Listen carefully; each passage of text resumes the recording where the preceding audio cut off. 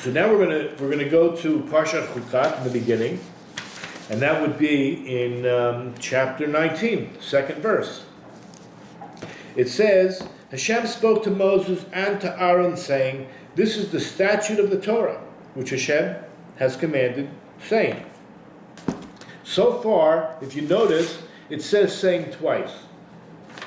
I think I did justice by circling on the source sheet, that would be the English text, where it says, V'yidaber Adonai Moshe, the El Aharon Lamor. The word Lamor usually means to say, right? God spoke to Moses, not just saying, there's no point in saying, it means that they, or whoever God's speaking to, should tell over. The point of the Torah and the point of Moses' greatness and his ability to prophesy is because he's our teacher and he's going to give it over. So the word lamor always means to say over to them.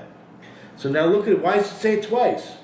God spoke to Moses and to Aaron, saying, Zos huchos the Torah, asher tziva Hashem lamor, which God commanded lamor, to say over.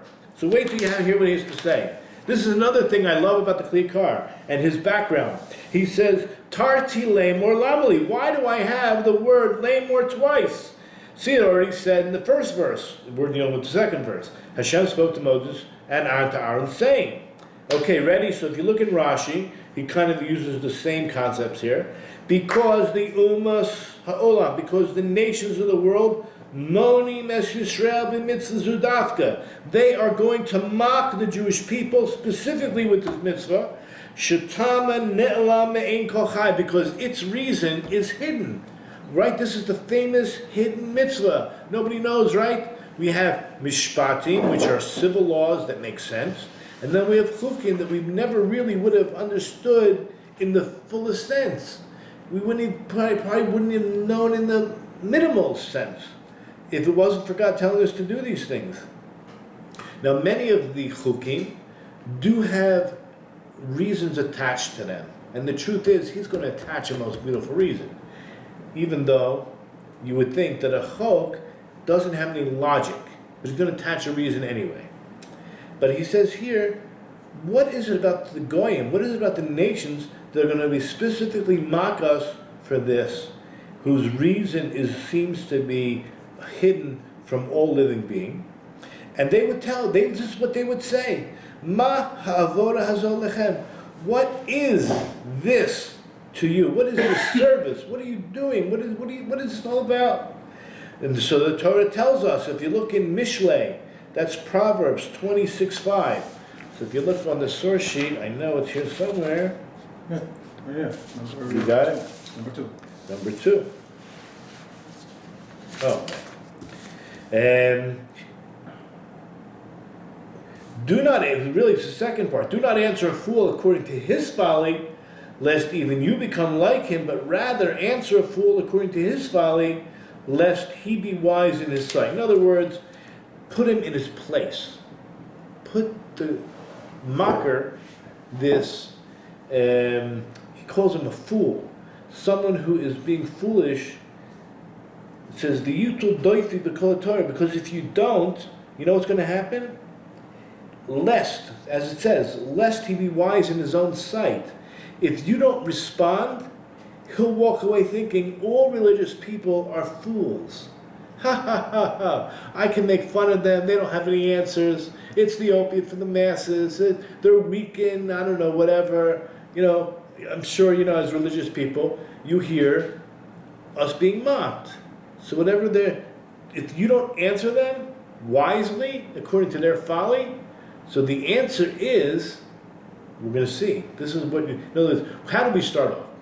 That this particular mitzvah, the goyim, or the people who mock us, the nations of the world, will mock us specifically on this mitzvah, saying, what is this? So he says, the fact the Torah says, Asher tziva Hashem lemor, which God commanded saying, means God is telling you that you need to respond, and he's going to tell you how to respond. God is actually telling us in these verses, a little cryptically, we're going to hash it out, that how to respond to the people that mock the Jewish people, or mock the Ben Noachites who believe in the revelation. You need to respond to the heretic who's mocking you, right? By saying, this mitzvah, zot ha-mitzvah hukat Torah. It is the chok of the Torah. Now, we don't understand what the word chok means yet. Or maybe the word Torah. Let's say like this. Ratzol Amar, this is the most important line. Chok ha-melech yisbrach shemo aleinu. That it's the law. The word chok means law, statute. And the word Torah and the word king are interchangeable. It's the law of the king. I just, I know what's going on in America with the immigration. The Republicans are being torn apart because of what seems to be a cruelty of separating. But guess what? It's the law of the land. And the king, the true king, actually can make, there are such things as presidential decrees. And I think he even made one, abolishing the law. So anyway, it's the law of the king. If you tell somebody that's the law of the king, and once the king decrees it, it doesn't matter what we think. We agree or not, it's irrelevant. We have to fulfill it. Just like Rashi explains over there, that's how you answer them. Kach leferzeh no sachatirus. This is exactly how you answer the one who's mocking you. El hamir hamalig. Lekach nemar. You say to him, Zos hukas Torah. This is the law of the Torah. V'lo nemar. The verse does not say this is the law of the cow. You would imagine, because all over the Torah it says this is the law of that, this is the law of that. Where does it say this is the law of the Torah? There's only one other place. We're going to see it. So why does it not say this is the law of the cow? It's actually, because it says this is the law of the Torah, it's explaining this is actually the verbiage, the words, the nusach that you should use when you answer them who are mocking the Jews. You say to them, Chok HaMelech. It's the law of the king. Why? Because HaTorah bimkom tevas HaMelech. Because the word Torah and HaMelech, king, are interchangeable. Ki mi'ito, because it emanates from God. Right? Where does the Torah come from? It's an emanation of the Creator, the Almighty, of Hashem Yisbarach. Shelo Yomru, so they won't say, this is neither the folly that you want to eliminate. So they don't say, She'ein mitzvah zu mikla mitzvah Torah. So they don't say, this is some made up, I don't know, what do you call it, witchcraft. It's like hocus pocus. What, you just spray a few sprots and the guy becomes pure? It's, right, it's not from the Torah. It's superstition, I don't know, whatever you want to call it these days. New age, old age, I don't know. So it's from the Torah. It's Chok HaMelech, it's the law of the king, which is the law of the Torah. The Torah itself is telling you, Chok HaTorah. This is the Chok of the Torah. This is the law of the king. Now, this is going to be crazy because we have another verse.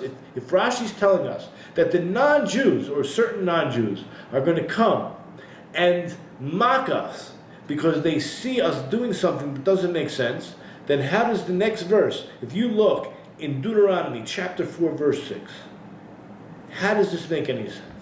The verse says over there, Ki hi chachmatchem ubinatchem le'nei ha'amim asher yishma'unas kol ha'chim ha'elu. They're going to say, for it is your wisdom, the Torah says, and your discernment in the eyes of the people who shall hear all these decrees, and they will surely say, surely a wise and discerning people is this great nation. How do we have this Rashi that says they're going to mock you? And you have this verse that say, nobody's going to mock you. They're all going to say, yeah, the Jews are so smart. I mean, we know plenty of people that say that, but they don't all say that. So you have this big discrepancy between how they react. to what we do. Some will react very positively and think, exactly the way the Torah says, that it's a wise nation. Okay, so here he says, V'kan mashma d'Rabba, but here, at least from we understand Rashi, that you hear the opposite. They're not saying what you see in Deuteronomy chapter 4, verse 6. Shemoni nalahu, they're actually complaining and mocking us for the chukim. So the answer is, ready for this? Yesh chukim sheyachol haseichel anoshi lahasig tama. There are certain chukim, decrees, where the intellect of man is able to somehow grasp some intellectual concept, except zulat shitamam nistar miklal hamon, except there are certain reasons they're going to be entirely hidden from all people, except for niglahu le'echidi shri de'ador, except for very select individuals of each generation. Uparazu, and this particular mitzvah called the red heifer, Tama Nistar Mikol Adam. Its reason is hidden from all men. And we know by King Solomon, Shlomo Olam Shalom, King Solomon was able to hasig hakol, he was able to understand everything, chutz min hapara, except for the red heifer, the understanding of the red heifer. If you look in Ecclesiastes, that's Kehelah 7:23, it says, V'hiru chokim mimeni, he's talking about Torah, and it's talking about Torah, but he's referring to one particular part, and it says, but it is for beyond me. It's beyond me, he says. That we know that he was the wisest of all men, and yet there was some aspect he couldn't comprehend. Therefore, any non-Jew, it says the umos, who hear just one law, that's the only law they ever hear, is about the paraduma, of course they're going to mock us. Very simple. Vaday monin aleha. But guess what? In our verse that we quoted from Deuteronomy chapter 4, verse 6, you know what it says over there? It says, they will hear all the decrees. Et kol hachukim elu. See, when they learn the Torah and they hear the reasoning and they learn, the more they learn, they realize, wow, right? Ki hashomim kol hachukim beklal. That they not only learned about the paraduma, but they learned about all the other, the yesh ben chukim sheyesh ben tam nigla. And there's plenty of laws or statutes that make tremendous amount of sense, even on the metaphysical level. Azayhema yidun yegidun gam ha'alchok hanelam. So then this will testify and proclaim, they will also on the hidden statutes that only are known through the secret, the yitlach yisron bekoitzer das hamasi, and they will hang or depend on their own inability and lack of comprehension to, right? We don't call it blind faith. You have to have faith, but there's, if they understand 90% or 95% or 99%, so there's a small percentage you don't understand, it's okay. You have complete faith. Okay, so really the truth is we're going to go on because this is like fantastic stuff. The yichol lecha para. God says they shall take for you a cow. Why does it say to you? The yichol lecha. They should take for you. Rashi says, le'olam hi nikras al shemecha, that it will be forever called upon your name. It's actually called the cow of Moses. Have you ever heard of the cow of Moses?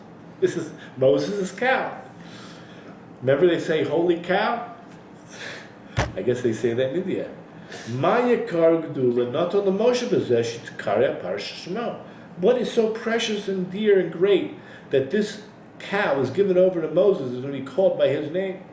So the Kriyakar says in his unique fashion, Hakrov Elai Lomar Bezeh, that it makes sense to me what I'm about to tell you. She'ein mitzvah nikras ki'im al shem gomra.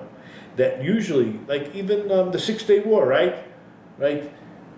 You call when somebody produces something, when you're manufacturing something, when you're doing a mitzvah, you call it after the one who did the final touches. So let's say in a war, you usually call it by the winner, right? But when you do a mitzvah, it's going to be called. So what did Moses do? Moses, well, let's read it. Hapara kipar al avonei egel, right? That we see in Gemara Sota that the para aduma, that's the mother of the cow, right? She's going to be at least 12 months old. She atones for the sin of the ego, and the ego has to be less than a year old. That's what the title ego means, a calf. So tava ain, the mother comes, utkanach tzoat bana, that the mother comes and cleans up the feces of her child. Shem Moshe hitchil b'kaparazu. Moses was the one who began the atonement process. What did he do? He burnt it and ground it up in very fine ash.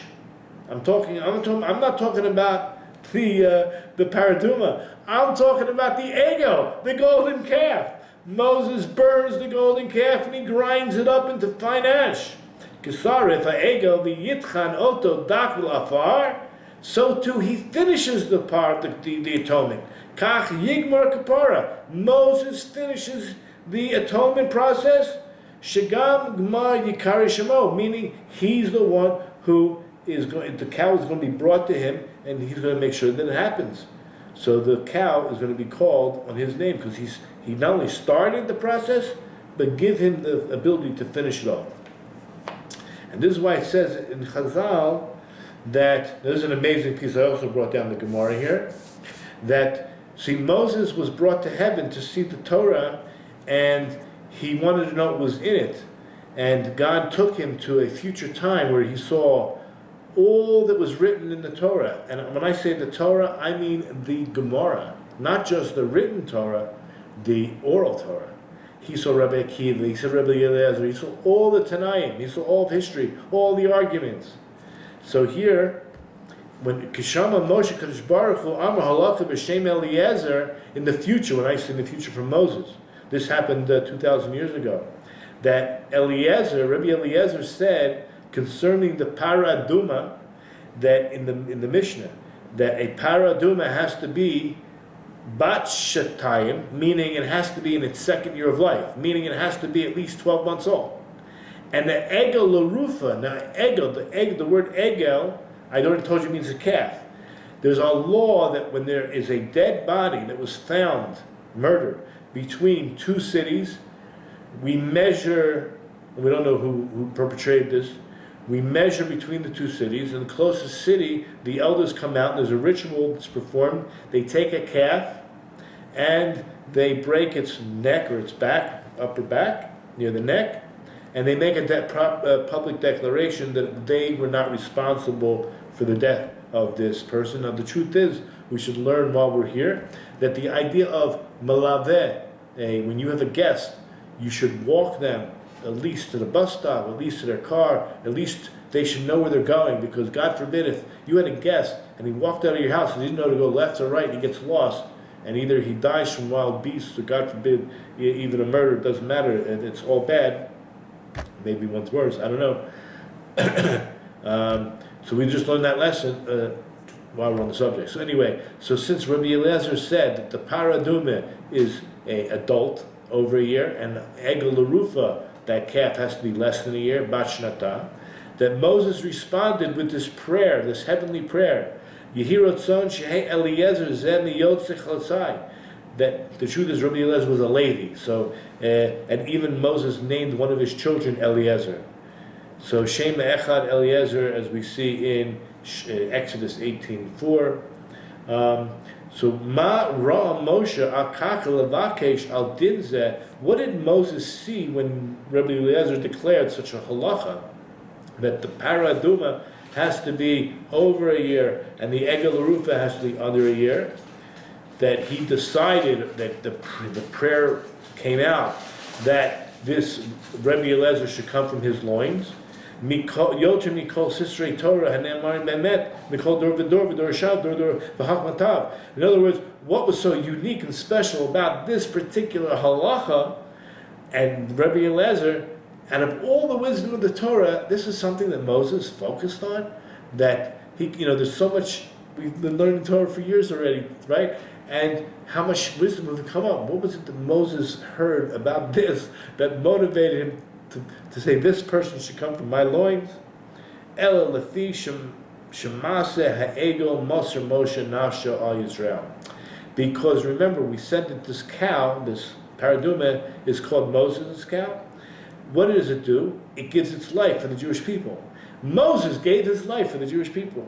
Lefi shemase ha'egel moser Moshe nafsho Yisrael.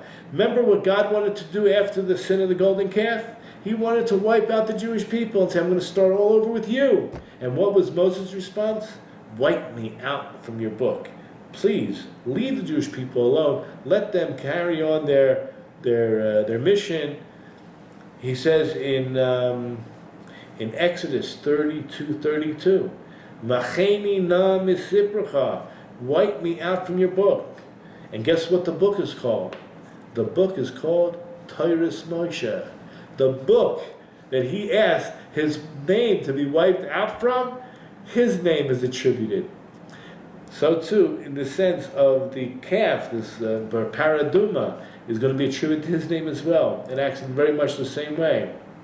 Shenikra al Shema. It says in Isaiah 63:11, V'yizkor yemei olam Moshe amo. I think I have the translation for you. Then his people remember the days of old, the days of Moshe.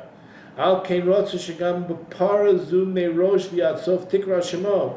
Therefore, he wanted also this cow, the red heifer, should be connected to him in a big way from the very beginning until the very end, because he gave his life, right? He was willing to give up his life by, for the Jewish people to be atoned for.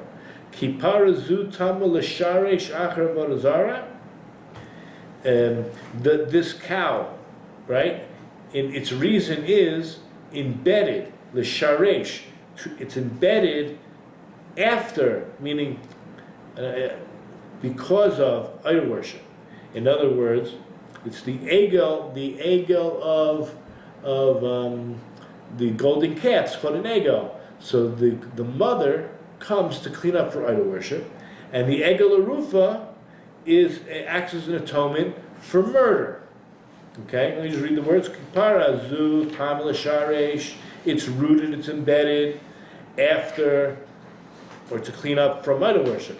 V'cheina egel arufa. So too, that egel arufa, the calf, less than a year old, is coming to atone for murder. As I said, that body is found between the two cities.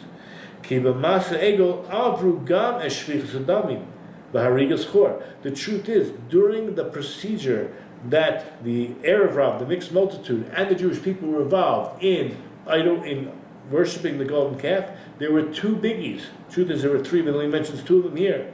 And that is idol worship, which is clear, but also murder. Because who was murdered? Hur. Hur was Miriam's son. He was murdered trying to prevent the idol worship.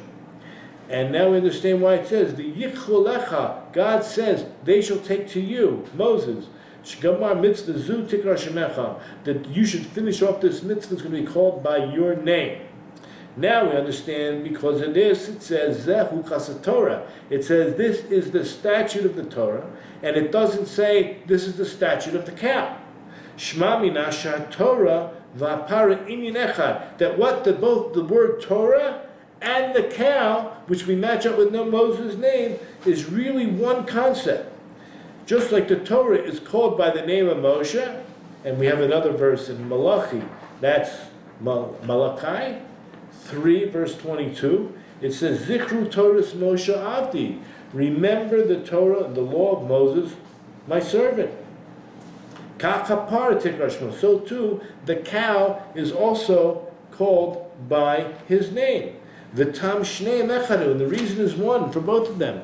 Chamishim sha'arei bina nivru ba'olam. There were 50 gates of comprehension, understanding in the world. The kulam nimsaru l'Moshe chaser achat. The Gemara tells us that out of the 50 gates of wisdom that were created in the world, 49 were handed over to Moses. The Al Yedei Memtet is 49. Through the Memtet, Sharei Bina, gates of wisdom, Hisig Hayalo, Mavo Lavo Besor Hashem, Lidrosh Torah, Memtet Panim Tower, Memtet Panim Tameh. That it was through the 49 gates of understanding that Moses was able to comprehend and enter into the most secrets of expounding the Torah through 49 faces, one way or the other, whether it's impure or pure, permitted or unpermitted, it's all the same. There's 49 here and 49 there. And listen to this. Kamosh Ne'emar. It says in Mishlei, Proverbs 2 verse 4, it says, search for her as forbidden treasures. Search for her as for forbidden treasures. What's the word forbidden treasures? It's hatman, latmin. But look, this is the word. Ukemat monim tachpasem. The word is split into like two words. Memtet, like memtet, monim. Monim means twice counted. Like 49 faces in each direction. 49 times 49. 7 times 7. 7 times 7. So he says the word monim is the same as shtei pa'amim. 2 times what? Memtet.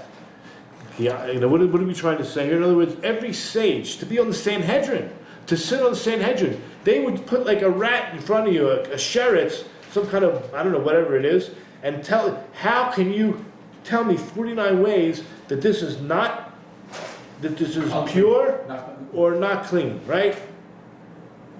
Now, it doesn't mean that you're poskening, but you have to be able to see the whole picture.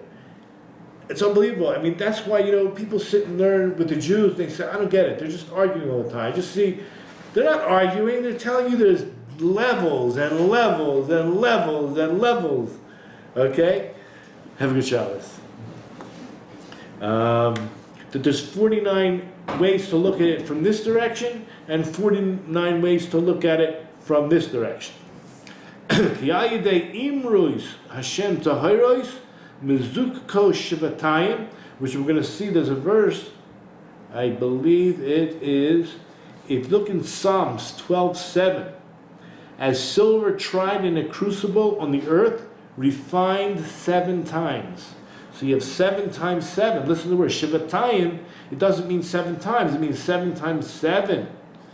Okay? I'll read it again. Ki al yedei zeh, that through this, there's a designation by God for purity, for purification, but it's a double language. It's a type of refining and purification of 7 times 7, Shevatayim.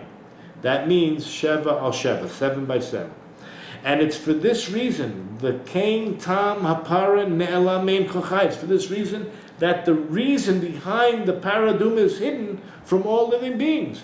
Even Shlomo said, we know about King Solomon, as it says in 1 Kings chapter 5 verse 11, it says, V'yecha mikol adam. He was wiser than all men. Lo nigles ki'im l'Moshe. It was only revealed to Moses, was never revealed to Shlomo. Why? Ki yedei memtet sharei bina hisig. That by Moses he was able to get to that 49th level, 7 by 7. As I just read that verse in Psalms 12 verse 6. Chesed tzaruf ba'aliyah la'aretz mizukim shivatayim. So Rabbi Hanan bar Papa Pater Kriya b'Parshas Parah. He interpreted this paragraph of the red heifer.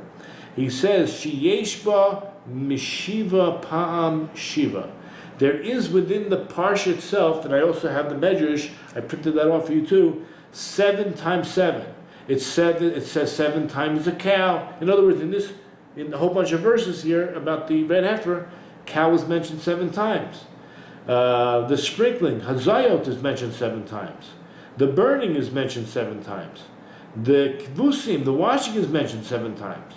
The tmeim, the word tamei, impure is mentioned 7 times.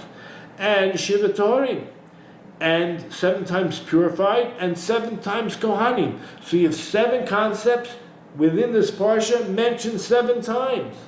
Im Yom Lecha, and he mentions that this is what the measure says, someone else is going to tell you that it doesn't really add up. If you look at them, there are a few that are missing. So then you can say to them, even Moses and Aaron were included. In other words, if you add the time as Moses and Aaron's name were mentioned, then it all works out to 49. But he says, check it out carefully. What's the difference? Ma nefkuta yesh lam b'misper. What's so important or significant about the number 7, or 7 times 7 being 49?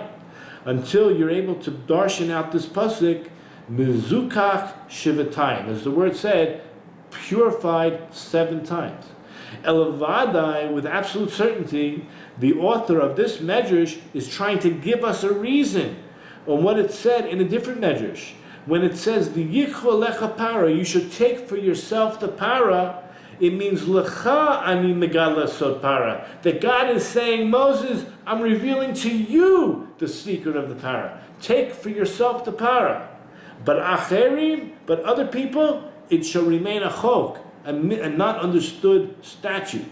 Why should it be hidden from all human beings? Because it has the numbers 49. That's why, which hints to the idea of what? Of lezakek letzarev, the refining of 7 times 7, which equals 49, the 49th level of Bina, of understanding, and that was only revealed to you, Moses. That's why even to Solomon it remained unknown. Now the book, the Educator, he brings down a medrash, and he says that the para, regarding this whole idea of the para, does anybody know what Shlomo's mother's name is? King Solomon's mother's name is Bat Sheva. So the fact that Bat Sheva, the daughter of 7, try to think of this not laterally, but from a whole nother, sphere, that Shlomo comes from the category of 7, or Bat Sheva, the daughter of 7, which means like this. Just like the mother rules over the son, remember we spoke about the mother comes and cleans up for the son. So just like the mother controls the son, so too the para, the cow, controls all the chachma of Shlomo, meaning he's Bat Sheva, right? His mother is Bat Sheva, so she rules over him. The category of 7 rules over Shlomo HaMelech. Therefore, ki lo yochel lavo b'soda, he couldn't enter into it. It was beyond him because it was his mother. The mother controls the son doesn't control the mother. And now we understand the fact that it only says Huchas HaTorah by one other place. I mentioned to you, it says it's the Huchas HaTorah here. When I say here, we're talking about the Paraduma. And what does the Paraduma do? It gets rid of the contamination, perhaps even atones for sin. Ki im kan, and also Parshas Matos, which in Parshas Matos we're talking about in Numbers 31:21, which deals with when you go and conquer a nation, a non-Jewish nation, and you come out with the spoils like pots and pans. Guess what happens to those hot pots and pans? You have to kosher them. They have to go through fire and water, right? You don't know what they cooked in them. Right? Obviously, they cooked pork. They cooked some nice steamy bacon, or who knows what. So the Hilchas Ge'ule Kelim, the Meinida, it's the waters of purification. The same usage of the word Chukas HaTorah is used here by the Para Aduma, and it's used over there by the Hagalas Kelim. What we do for Pesach, we put the pots and pans into the hot water, or we use a blowtorch. Lefi Shataras HaPara Biklola, because the purification of the cow is included in this idea. Nimshal LeTorah, it's compared to the Torah Biklola in its generalities. The whole Torah. What does the Torah do? The Torah purifies. When you learn Torah, you become better people, right? The Torah includes all the mysteries of wisdom. So too here too. that the Torah purifies, so too the paraduma and the purification process of the hot water and the blowtorch. It's all there to purify, just like the Torah purifies. And that's why it's called Hukas Torah here by the paraduma, and over there there's only one other place, and that's by the spoils of war where you must purify. Okay, we can go on. I'm very happy to go on. So then it says, the paraduma tamima, it has to be perfect. It has to be a pure cow. Mashal laben shifcha shetinev paltan melech. This is the famous medrash that it is compared to the son of the maidservant that goes ahead and makes a big mess in the palace of the king. So what happens? Comes the mother and cleans up the feces of the child. Anybody that wants to get rid of an evil growth. Now you guys, many of you know about foresting and gardening, and if you don't get the roots out, you will have a regrowth of that weed or a bad tree. So too when it comes to bad hashkafa, bad education, bad outlook, avodah zarah, idol worship, it has to be at the roots. You got to get the roots. You got to get the roots out. So you have some kind of bad growth. Ein dai b'shiyikro ha'anafi. It's not enough to just cut off a few leaves, right? Your tree has cancer, whatever, some kind of disease. So you go ahead and you start pruning the tree. That doesn't do diddly squat. Okay? Kol zman sheba'aretz yamuz gizo. The whole time that you still have the trunk embedded in the ground, it's going to eventually die. Shorosh pyra rosh ulana. Right? Because the gal and the wormwood is actually the root of the disease. Ki sofam lachshul itzmach. Because its end result will continue to grow and spread. But in order to get rid of the actual root, yipol gan anafim, you have to get rid of all the branches and the trunk. And if you look in the prophet Amos, chapter 2, verse 9, V'ashmi piryo mima'al v'shorashav mitachat, he says over there, this is God talking, and I destroyed his fruits from above and his roots from below. In order to get rid of the disease of idol worship, it's not enough to get rid of just the fancy fruits from above. That happens regardless. You must hit the roots. Kathy, you got to get to the root. And you guys got to start teaching this stuff. Shma mina shelo dai b'hashmadas pri levad. It's not enough just to destroy the fruit. That's the end product. That's right? You got to get to the root. And that's why he needs to say, skipping something. Oh, that's why it says in Gemara Avodah Zarah on 45:2, ha'ikar Avodah Zarah, in order to uproot idol worship, tzarich l'shari shachareha, you got to get to the root. Meaning, tzarich lahakor eza siba garmalem la'avod Avodah Zarah. You got to investigate what was the cause, what was the real reason that caused them to worship the idols in the first place. Ki hasiba hu ashorish para rosh hashanah. Because that reason is the real part of the disease you have to get rid of in the roots. Ubito hasiba yipo hamasuvav. See, once you get rid of the reason, then all the consequences will fall. Don't go after the consequences. You got to go after the reason. And all the consequences will fall into place, meaning all the fruit, right? And usually this means the children, you have to worry about your children having a proper Torah education. And the reason, this reason is going to be compared to the mother who gives birth to children. That's why God commands us to burn the mother cow, the mother of the calf, the golden calf. Did I tell you guys, I went to Kiryat, there was a candidate for a golden calf, a paraduma. And it was less than 12 months old, which means it wasn't yet valid. And unfortunately, many of these candidates never make it because eventually they grow a few hairs that are black. So that's not proper.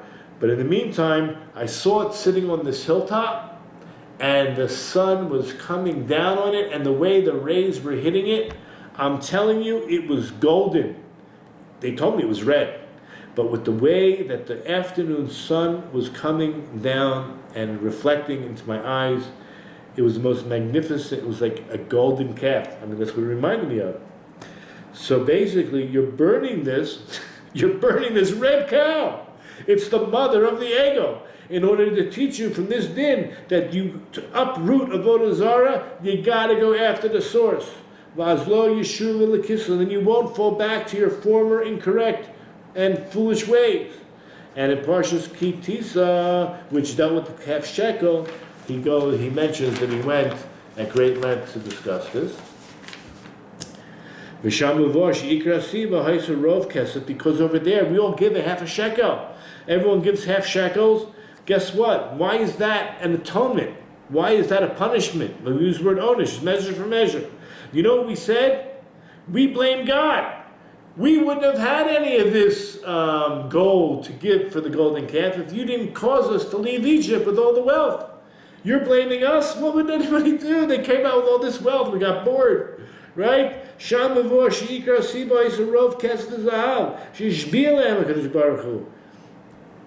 That God caused great abundance.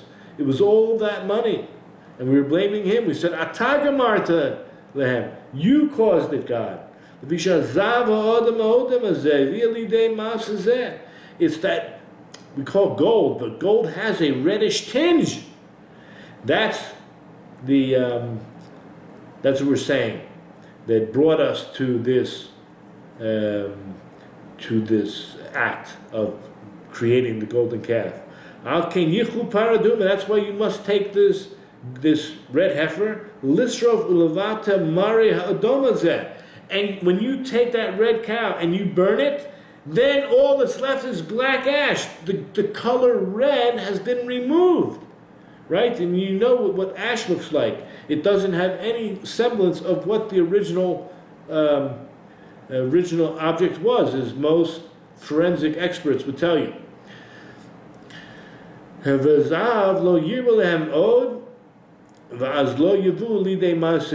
basically the complaint was, God, if you don't bring us riches, we won't come to do this anymore. Now he says this is a very deep idea. The Indian omek zeh v'hamasho shivru hera Hashem b'masa ego.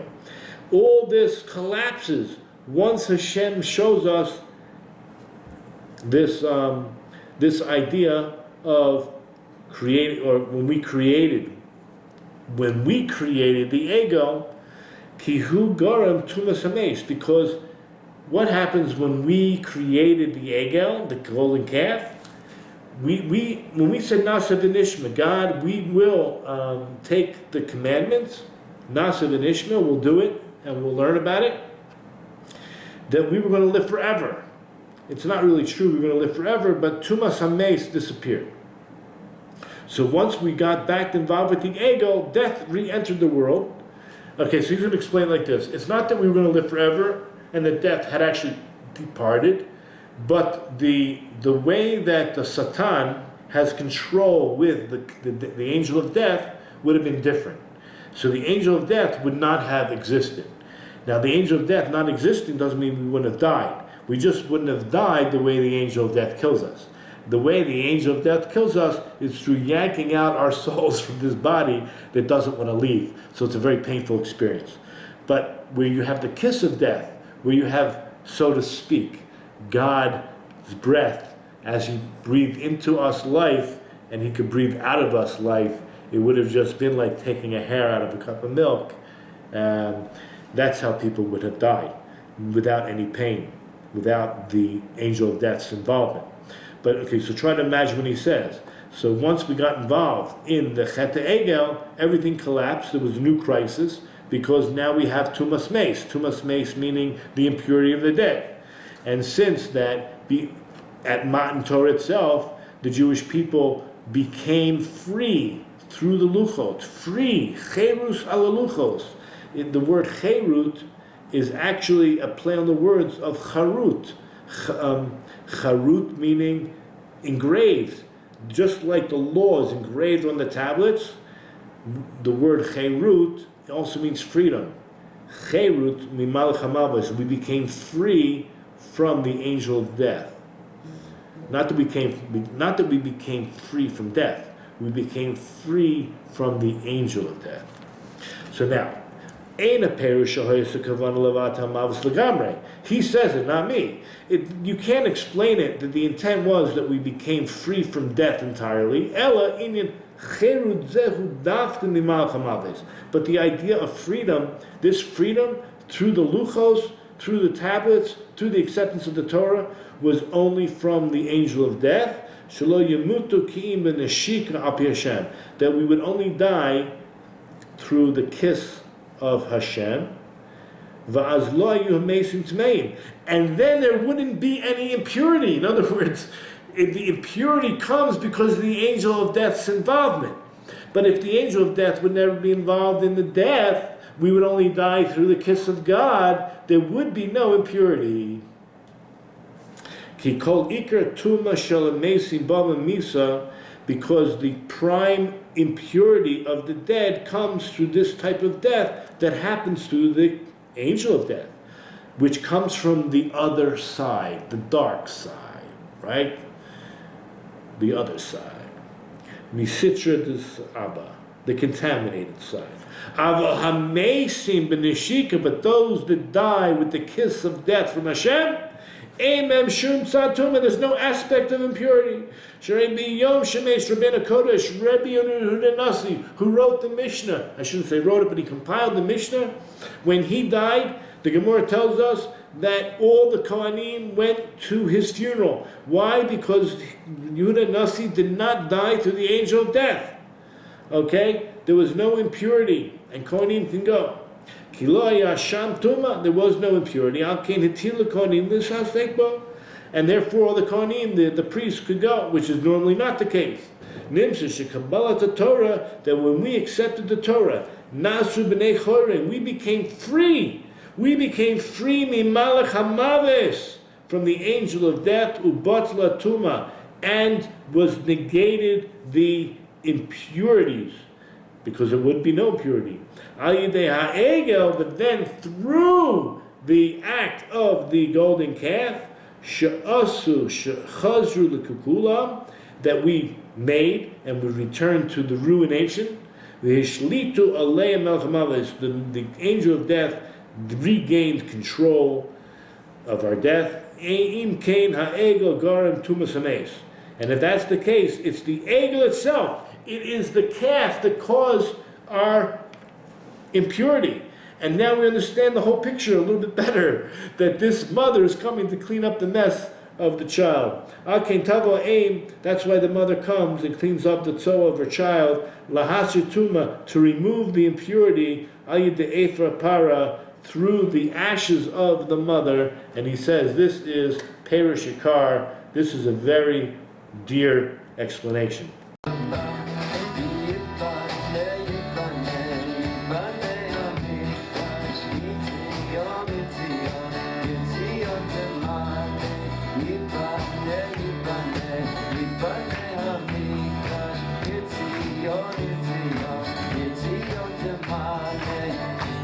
Shama shir shir